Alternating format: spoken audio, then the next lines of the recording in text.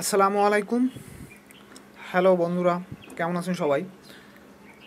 আমি আজকে আপনাদের দেখাবো কিভাবে আপনারা রিদমিক কিবোর্ডের ব্যাকগ্রাউন্ড চেঞ্জ করে ওখানে আপনাদের ইচ্ছা মতো আপনাদের ছবি ব্যবহার করতে পারেন।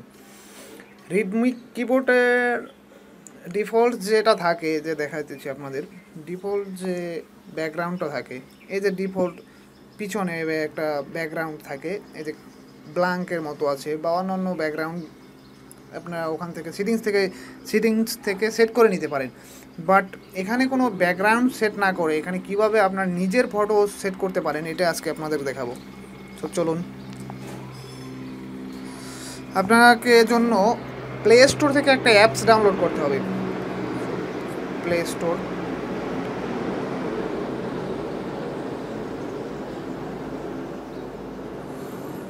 স্টোর, এখানে আপনি লিখবেন এপিকে পারমিশন রিমুভার। এপিকে, এই যে দেখেন এপিকে পারমিশন রিমুভার।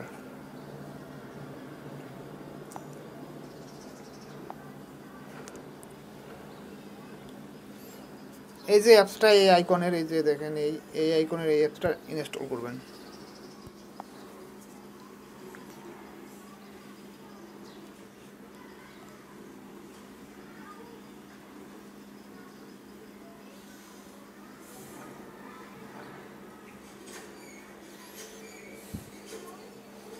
এই যে ইনস্টল হয়ে গেছে, তারপর ওপেন করবেন এটা।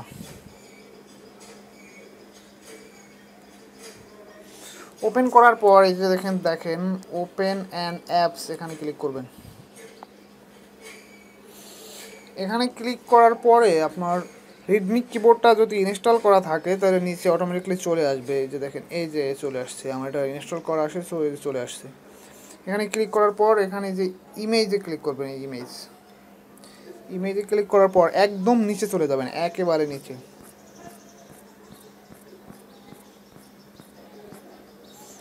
আমাদের নিচের এই দুইটা চেঞ্জ করতে হবে, এইটা চেঞ্জ করতে হবে এবং এটা চেঞ্জ করতে হবে, এই দুইটা চেঞ্জ করতে হবে।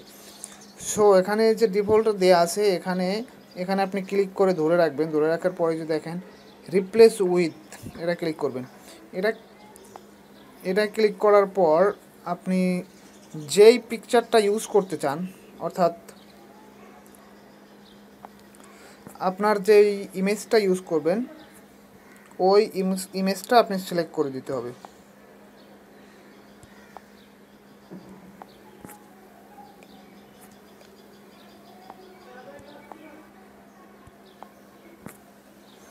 এই যে এখান থেকে আমি আমার এই ইমেজটা সিলেক্ট করে দিলাম।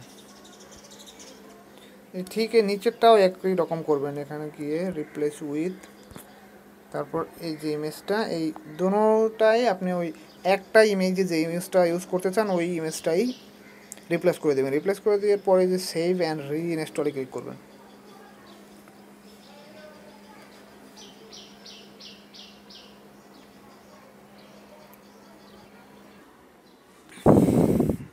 এখান থেকে ইনস্টল করার চেষ্টা করবেন।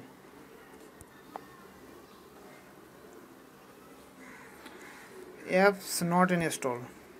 ওকে, এটা ইনস্টল করা আছে, যেই কারণে ইনস্টল হচ্ছে না, সো আনইনস্টল করে নেন এখান থেকে। এখন ইনস্টল করার চেষ্টা করবেন।